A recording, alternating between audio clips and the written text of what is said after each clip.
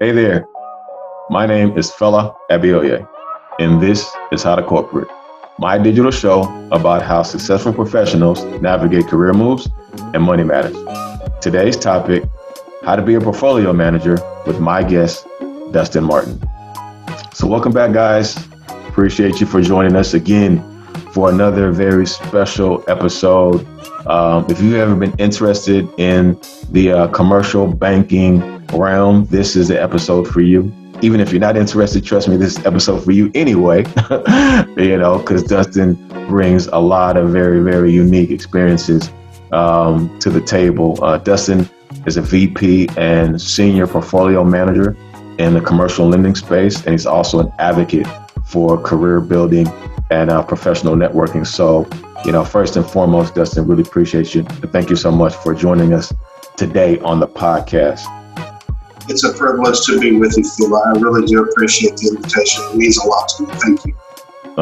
Awesome, man. Thank you so much. So, man, we're just going to jump right into it. I guess if you don't mind just taking a second, a little bit to tell the folks a little bit about your background, and what is a portfolio manager, right? I mean, I think many folks may have an idea, right, if you work in this space, but for the folks that, that sounds like a really, really cool, unique title, but what is it, right? Maybe tell a little bit about your background there. Well, to answer your question, and thank you for that very kind introduction, a portfolio manager is a non-production role typically in a commercial bank. Most significantly sized commercial banks in terms of their asset size do employ this sort of a job role. And when I say significantly sized, I'm saying 500 million in asset footings or larger, even though that's a relatively small commercial bank. Most of the time, banks do employ this job role. And the commercial lending staff of a bank is the sales force. They go out and seek and hunt new business. We as the PM staff, the portfolio management staff, are embedded with those men and women, and we support them in underwriting and understanding and making credit risk proposals to both bank leadership and typically the staff of credit risk administration. We are very much a client-facing group that's, again, embedded with the commercial lenders. And the biggest thing that we do is that we own the risk both before and after a credit is originated. And that is our main thing. And that's what we do. It's a lot of performance monitoring. It's a lot of follow-up. It's a lot of work that goes into preparing for a closing, and then once a transaction has been successfully closed, it's all the post-closing work that is significant and ongoing throughout the life of the credit. And without boring anyone with any more details than that, I'll leave it at that. That's awesome, man. That's really cool. Like I said, it kind of reminds me a little bit of the work that I do, in insurance. So, you started off from very humble beginnings in this world. I mean, literally as a teller. Was that your first start? Did you literally just work your way up from that realm? Like, how did you get started in this world? That is exactly how I started. I'll give you kind of go back over the last 20 plus years to give you a quick progression of my professional life. In early part of 2002, I'm from Galveston, Texas originally, and moved to Houston back in 2005. And in the early part of 2002, I was just working some odd jobs. I had gotten out of high school, Galveston Ball, in May of 2000. I was just kind of working some odd jobs. And a personnel placement agency based in Galveston at that time called me, asking if I would have an interest in a teller job at one of the local banks, one of the locally owned and managed banks in Galveston. And my answer, of course, was absolutely yes. And then the reason why, even though I knew it didn't pay anything, which, to be clear, it did not. One of the reasons it made it so attractive to me is growing up, my mother owned a little shop in Central Texas prior to us moving to Galveston in late 1997. And it literally, the back wall of her store, it backed up to a bank branch, which was at that time called NCNB, North Carolina National Bank, which is one of the predecessor organizations to what is now known as Bank of America. Of course, they've acquired a lot of banks over the years, and that's one of the banks that became what we all know as B of A now. And I remember thinking to myself growing up how cool it would be, or at least how seemingly cool it would be to work in a bank. So when I got that call, I jumped at it. I started that job in August of 2002, and yes, my progression in this industry is extremely ground floor. I started with just outside of the janitor. The teller is the least paid job in the walls of a commercial bank. And I was in that job from August of 02 to March of 04, and how I was able to transition into the credit side of the house, where you have much greater earning potential. Credit lending and portfolio is where it's at. Just cutting right to the chase. Gotcha. The owner of the bank approached me very unexpectedly, made me nervous, quite frankly, because he was the chairman of the bank, and asked me if I would have an interest in an opening he and the senior credit officer had in credit administration at that time. And I was like, well, do some research on it. Let me familiarize myself with the job, what it is, what it's not. And I did that, slept on it. Back knocked on Mr. Moody's office the next afternoon and accepted it. Started a couple of weeks later, and that's really where I began the progression of typically better jobs, kind of one right after another over the last 18 years. Awesome. Man, No, I mean, that's really awesome, because I mean, I feel like in today's world, you don't always get to see folks who, one, not only started from the kind of quote unquote ground level, but literally stuck it out to, progress your way all the way through, man. So that's really, really awesome. So it's one of the things for me, coming from very humble origins. I come from a middle class family in Galveston. It's not like I came from nothing. I don't want to sit here and try to articulate that, because that's certainly not the case. My parents are and were. They're retired now, but they were two exceptionally hardworking people. And my brother and I never went without anything. But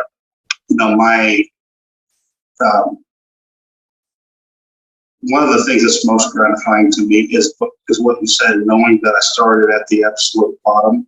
I'd like to think that I still have room to progress and to grow professionally. I certainly have aspirations to do so. Those types of opportunities and jobs are very hard to earn. And so, every day I come into work and put my hard hat on, so to speak, and hopefully the people that I work for, take notice and provide me those kinds of opportunities. Awesome.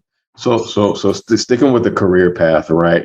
Sticking in that realm, how has maybe building relationships played a factor for you, to your success? Or, has it, or maybe in this industry, is it more about the education or about the experience? Or, has relationships kind of really helped propel you in any way throughout your career?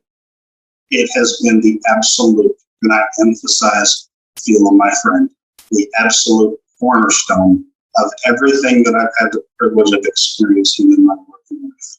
Education is wonderful. University experience, I guess industry experience is even better than that. I'm just being frank. I'm not saying university education is not great. It is. Mm-hmm. But in my industry, I'm of the belief that experience is far more valuable. However, what stands above everything are relationships.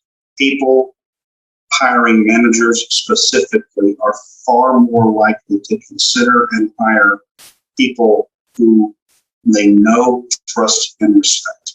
That does not, I'm not sitting here trying to come off with this implication that they're not entertaining other candidates. They absolutely do. It's just like we as employees entertain other employers. We do the same thing.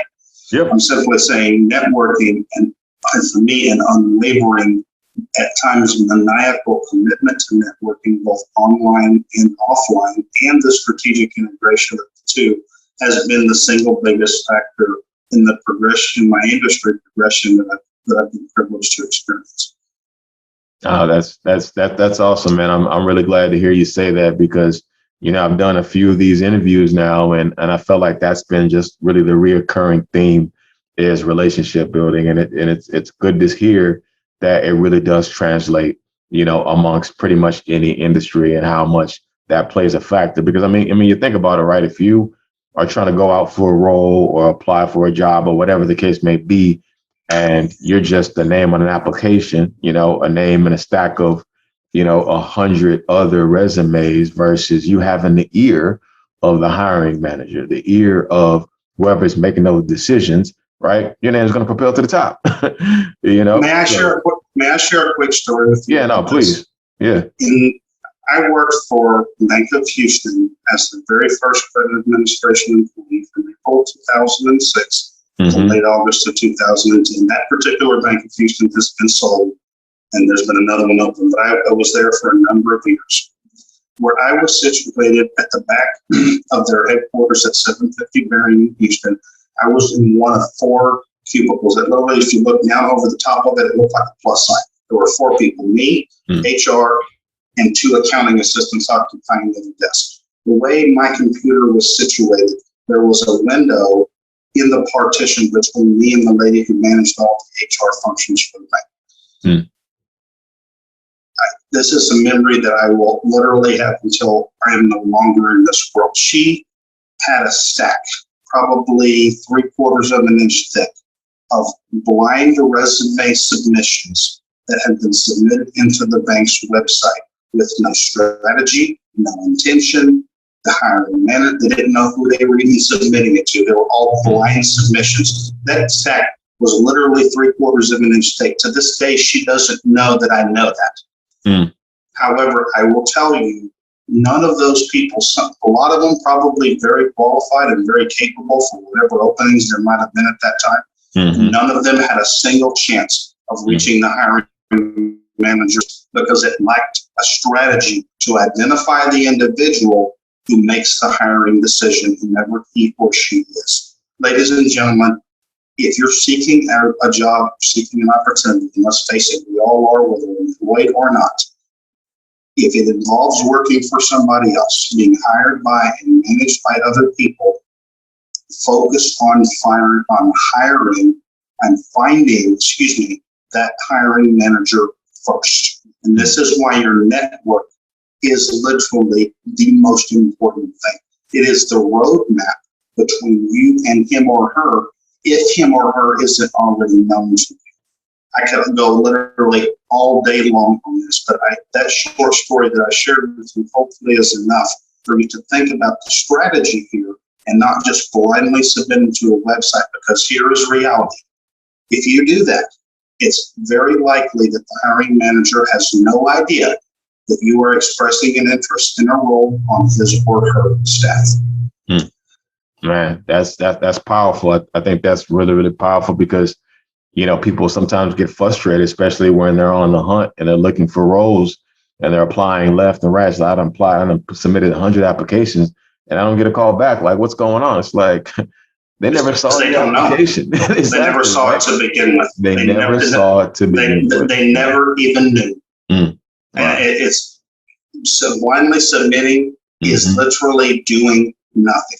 The greatest opportunities, the ones that pay the best and the ones that offer the most amount of potential to progress professionally. Everyone who watches this video, please hear me clearly. I teach on this, both to industry professionals and university students, is about becoming a known talent to hiring managers in the hidden market, which, believe you me, is completely real.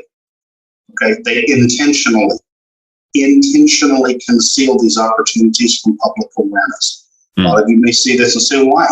Because they don't want to be inundated with people, with hundreds, if not thousands of applications from people they have no idea about. Yep. Strategy and honing in on that person will elevate you head and shoulders above all the other people who don't even think to do. Nah, man, that's you dropped a ton of gems right there. Honestly, like it's that's powerful. I mean, listen, if you didn't believe it, look, you heard Dustin's story. I've got a similar story in some ways, but I won't, for the sake of time, I won't get into it either, man. But building relationships is key. And look, even if you're not, you're working for somebody else, even if you're an entrepreneur, I mean, the power of relationships, right? You want to be able to build your customer base. You want to be able to build your brand. You want to be able to expand, right? Or be able to, secure corporate contracts or whatever the case may be. Relationship building.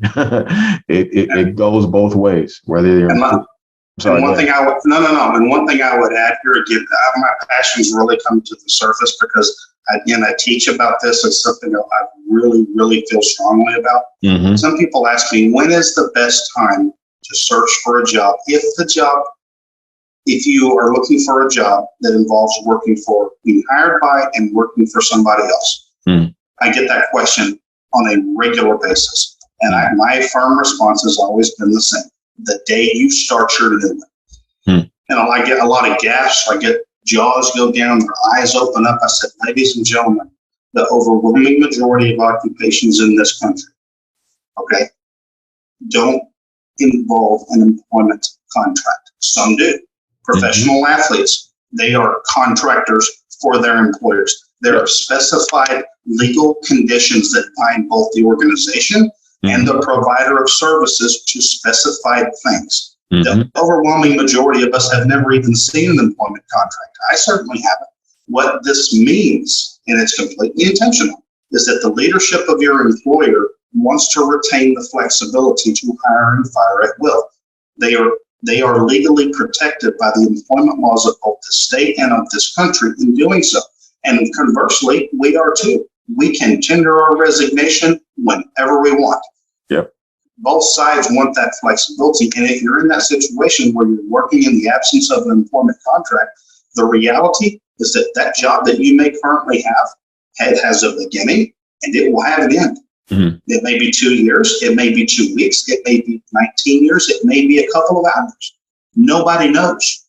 However, one of the reasons why I'm such an advocate for networking and what have you is because of that quick risk. For a long time, I think, we were most people were fed this idea, right, that, that the power only remains with the employer on deciding where you want to be in your career. But no, you have the power as well. They have a decision. You have a decision. Like you said, I don't care where you work. There's a beginning, there's an end.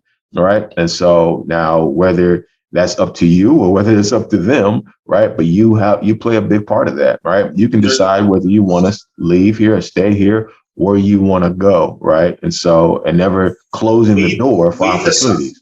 Yeah. Where we are at the end of the day, service providers to our employing organizations. Yeah, where we choose to deliver our services is up to us. Yeah, it's your choice. It's legitimately one of the things you hear, like in exit interviews, or when, say, for instance, your manager or the leadership of your organization calls you into some conference room and say, hey, we're sorry, but today's your last day based on whatever reasons. One of the things that they like to say, and yes, it's true, it's just business. And it is. It's business for them, and it's business for us. Yeah. It's not, a lot of times, it's not personal. It feels personal because you're invested in the job, and maybe you feel like you've done a good, if not spectacular job for them, and you've literally earned your keep, and you've been a great part of the organization. However, it does not exist to provide jobs. It exists to maximize earnings for ownership.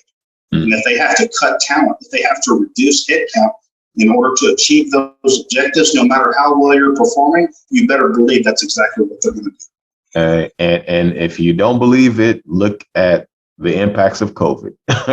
It's interesting you bring that up. It's interesting, Phil, that you say that, because our friend, Rochelle Parks-Yancey, who was one of your instructors at the university, one of the great posts I've ever seen from her, there's a lot of them, was during 2020, in that this whole pandemic thing exposed societal lies in an employment context. So a lot of the stuff that I'm talking about, this business of organizations are loyal to their staff. Ladies and gentlemen, if you don't pay attention to anything else that I say, if nothing resonates and stays with you past this moment, please hear me clearly.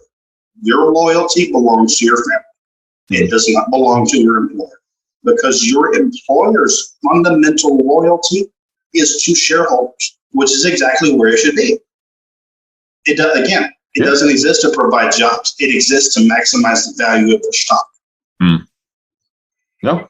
I mean, it's real. It's honest. It's very pragmatic. And that's how you have to think about things, right? It doesn't mean that you don't have to have emotions behind it, right? I mean, there's a personal. We're all human. We're all human beings, right? But Like you said, don't get it twisted. Don't think that at the end of the day that, because I think sometimes people get caught up like, oh man, I've been here for, 10, 15, 20 years, right? I feel so invested, right, in this particular organization. I could never leave.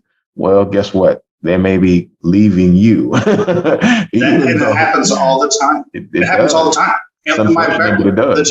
The job that I was in before my current one, I was in that job from March of 2017 to January of 19. In November of 2018, and I can't give specifics because it's sensitive information. However, 6 people in the dead middle of the holiday season from all different places in the organization, completely different functional areas, we were given the pink slip. And I am here to tell you, I knew all 6 of them, and none of them had a clue it was coming. And quite frankly, it was hard for me to watch it. I wasn't among them, and I'll be honest. I was thankful that I wasn't. I could have been, but I wasn't among that group of 6 people. But if that is not yet another example of leadership making that kind of a decision to performing staff in the middle of the holiday season, I don't know what is. Yeah. No. You would think that they wouldn't do that, especially when people need their income. That's the time of year you need it throughout the whole year, but you sure as hell need it to buy your Christmas gifts. For sure. Yeah. I was blown away. To this day, I'm gonna manage my professional life as if I were in business, because pretty much that's what I am. Look, I made a post, recently. You can go back and search for it, but it was you're the CEO of your career. Like 100%. You're the CEO of a career. You decide where you go, where you offer your services, and where you take your talents. You decide. No one else, makes that decision. Only you do. So whatever circumstance you are in, it's because you've decided to be in that circumstance. So absolutely. And I'm reminded of 2 things here. First one is a quote. Your current results, what you have the privilege of experiencing now, whether it's the home you live in, your income, your lifestyle, everything that you are in this moment is an indicator of past hustle.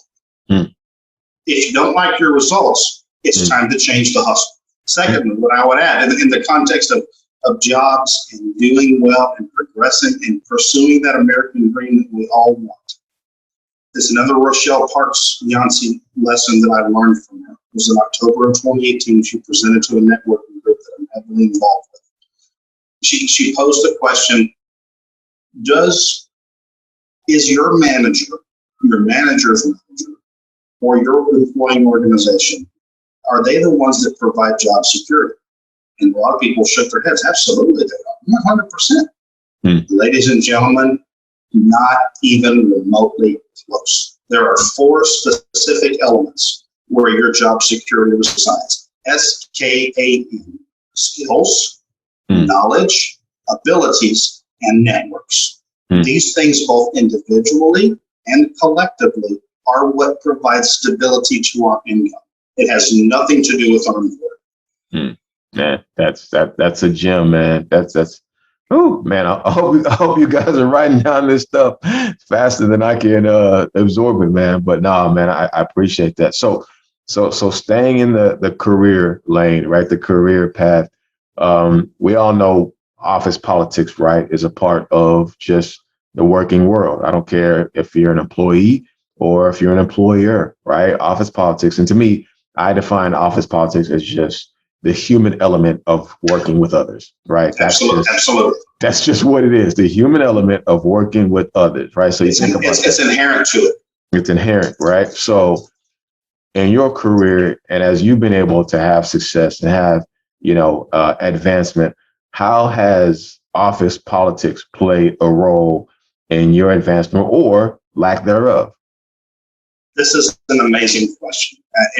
I love it for a whole host of reasons, because not only are you looking at it from the perspective of how has it contributed to what I've been able to experience, but also you're looking at it from the perspective of how it has detracted from what I had not had the privilege of experiencing. Ladies and gentlemen, this is real.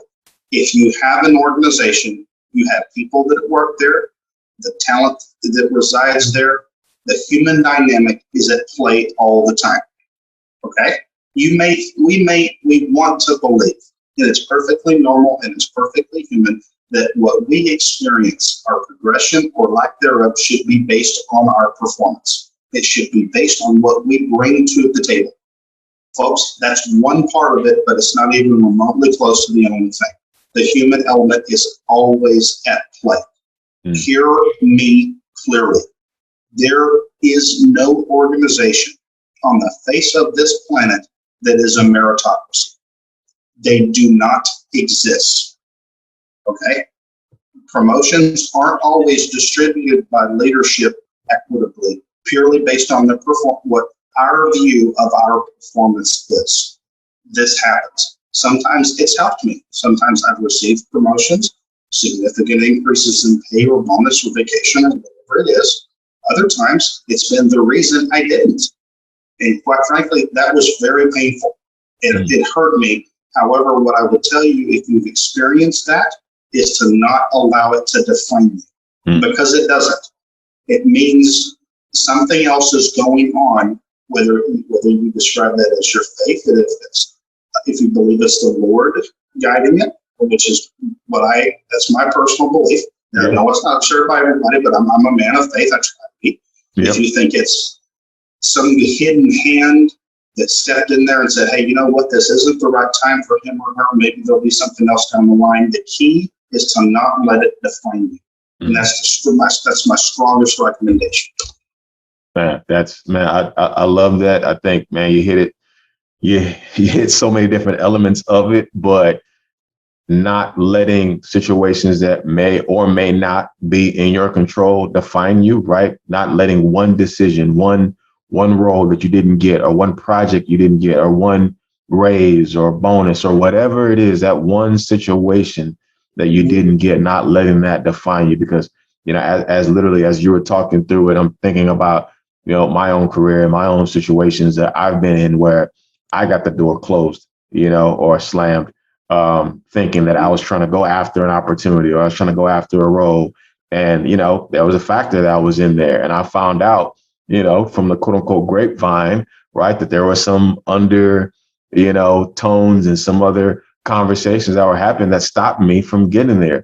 But then I think about how that led me to a whole other, you know, career path, and how if not for that situation that I was kind of pissed off about, and I was upset that, man, you know, politics really played a factor here. But man, look how this really kind of worked out for me, because I didn't let that stop me. I continued on. I continued pushing. You know, I didn't let anyone else decide that. I continue to remain the CEO of my career. And I'm just using that hopefully as an example for anyone else out there listening to feel like, look, don't be defeated by circumstance, right? By one situation, by one opportunity. There will be future opportunities. And again, 100%, 1000% agree with you that I don't care where you work. I don't care what you do. Office politics exist. As long as you work with human beings, unless you're working with a bunch of AI and computers and that's it, you don't talk to people at all. Listen, office politics exists. It's just the human element of work. That's it. It's always going to exist, always going to be there. So you got to learn to still deal with it, still learn, navigate it, still figure out ways to just, you know, move past it in some situations. What I would share with folks, and I think current bankers would attest to this, I certainly will, because that's been my belief and it's been my experience on so many different occasions over the last 19 years in counting. This industry, commercial banking, is highly unique in that you as a lender, you as a relationship manager, you as a portfolio manager, all the people that have direct customer interaction. What's so exceptionally unique about this industry is that you enable people's dreams to become their reality. Okay, let me explain what I mean by that. If you, as an organization, choose to make a loan or loans or enter into a relationship with the business and its owners, okay, they have hopes, they have aspirations, they have dreams, they have things that they want you as their lender and as their bank to help them accomplish, because you have access to dollars. And by entering into that, well-managed, well-thought-out, well-structured relationship, you are literally helping them achieve what was only once an idea at some point in the past. And this industry is very unique in that respect. Awesome. No, I mean, I think that's very well said. I don't think we think about, banking from that aspect, but It's true. I mean, it's just, but if you're a business owner, of course, like you get it, right? So no, that's, that's really awesome. So, you've been doing this for a while, right? I mean, I'd imagine there have been ups, there have been downs, right? It's not always been, gravy and sunshine and roses. So, so as you think about maybe some of those rough periods, that you had, in your career, could you maybe talk a little bit about, and it could be a particular situation, but I think it's important for people to hear, not always just the great things, right? But even sometimes the rough situations or the rough periods, the rough patches that we go through and how you're able to kind of work through it. So I'm just hoping you can maybe, think back a little bit on a situation that was maybe rough for you and how you were able to work through that. Yes, one specifically, and I out of respect for everyone involved, I won't name names or organizations, but I was terminated from a job in early 2017. All the signs, literally, all of them were present as I was going through the interview and process of interviewing, the process of obtaining my offer letter. Everything was there. And I shouldn't have accepted the job. I literally knew the day that they emailed me their offer letter and their internal recruiter called me and she and I discussed it, that I shouldn't have accepted. However, I did anyway because the salary was so significant. Yes, it was the money that made me say yes. I was there for a little over a year. It was in no way a fit in any way, shape, form, or fashion. It wasn't a fit with the manager that I was assigned to. It was not a cultural fit with the organization or its senior leadership. It was looking back at something that I shouldn't have done. However, what I would tell you in the value of that lesson, the value of that experience overall, I'm not sure that I can quantify. Salary and earning potential and bonuses and benefits and your standing in the industry are all important things. I'm not going to sit here and somehow try to suggest that they're not, because they are. However, if you have signs that are literally straight in front of your face, where your instincts are not just talking to you, they're screaming at you. Don't do this. Ladies and gentlemen, I implore you to listen. Your instincts will rarely guide you wrong. It's like, think about it like this. If you meet someone in person and you've never seen him or her in person before, however, you've got a really bad vibe, we've all experienced that. And you want nothing to do with him or her ever again. This same thinking and that same gut instinct applies in the business world, specifically your relationship with your employer. So, and you talked a little bit about, right, kind of working with other folks around just career coaching and things of that nature. So I wanted to kind of ask you, so what do you think maybe the most frequent mistake you see early career or mid-career, professionals that are trying to advance maybe in this particular industry, in your industry? What kind of mistakes do you typically see people kind of make? It's two very specific things. Okay. Not fully developing and constantly cultivating their LinkedIn profile, regardless of their employment status, and equally as important and directly connected to the second part, networking at all times, regardless of whether you are happy as a lark or completely disappointed in the results of your professional life. Period. These are the two things I see constantly. When somebody loses their job unexpectedly, then they literally are running, if not sprinting, trying to cultivate a meaningful LinkedIn profile and the relationship it has to Google searches. It is not something that can be done in a matter of a few hours or a few days. It literally takes years.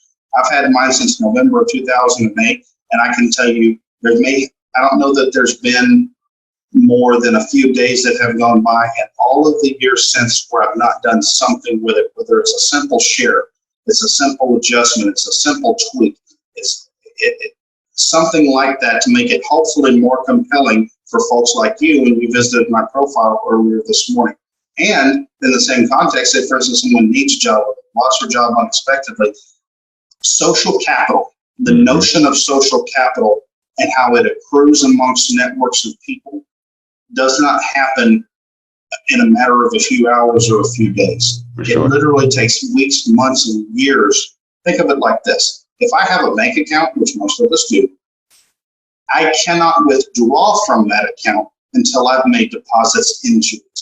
I was actually doing a presentation for the lady who works with Rochelle at the university. You just recently interviewed her. Dr. Cooley. Cool, yes, Delania Cooley.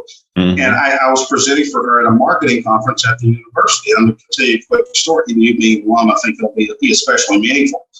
As I was walking into the business school there was a gentleman standing in the front door of this audience, of this auditorium that I was about to walk into. I was going to plug in my power and go. I just started making small talk with him. I said, "Hi, my name is Dustin." He told me his name. Before that moment in time, he and I did not know each other existed. Period. We had no idea. We stepped out of the void and our worlds collided, and it was a very pleasant experience. I used that as part of my presentation in terms of teaching people about the importance of networking and constantly building their social capital. About 3/4 of the way I pointed at him, he was to my right. I said, "Sir, you and I met in the lobby before we walked in here today, and I would say it was a very pleasant interaction, and I enjoyed meeting you," which I did. He's a very nice gentleman. He said, "Yeah, absolutely. It was nice to meet you, and I hope we're able to stay in touch and whatnot." And I said, "Yes, you know what, sir? Can I borrow the keys to your car?" The answer was absolutely no. That was absolutely the correct answer. The lesson here, and I got laughs just like what you're doing right now from, 200 people in there. I said, folks, when after I meet somebody, then the time after that is not when you ask for something. You have not yet earned the right to ask for something yet. It takes time to build those relationships, to develop that foundation of trust, and to develop the social capital necessary, make the deposits into the account, so to speak, before I can ask for something. I literally cannot emphasize enough how important this is. Man, I love that. I love that example. And I love the analogy of making deposits before you make a withdrawal. I love that, man. So it's the truth. It's the truth. It's 100% true. So social capital is a cornerstone of the sociology world. Truly, if you like sociology, if it's something that you like, it's something I happen to love. But if you have some time on your hands, do some Google searching, sociology and social capital. Then you'll actually see pictures of what I'm talking about, and it will become very visceral, very visual. If you want to. Yeah, no, I love that. Again, great example. Something I'm agreed, completely passionate about. I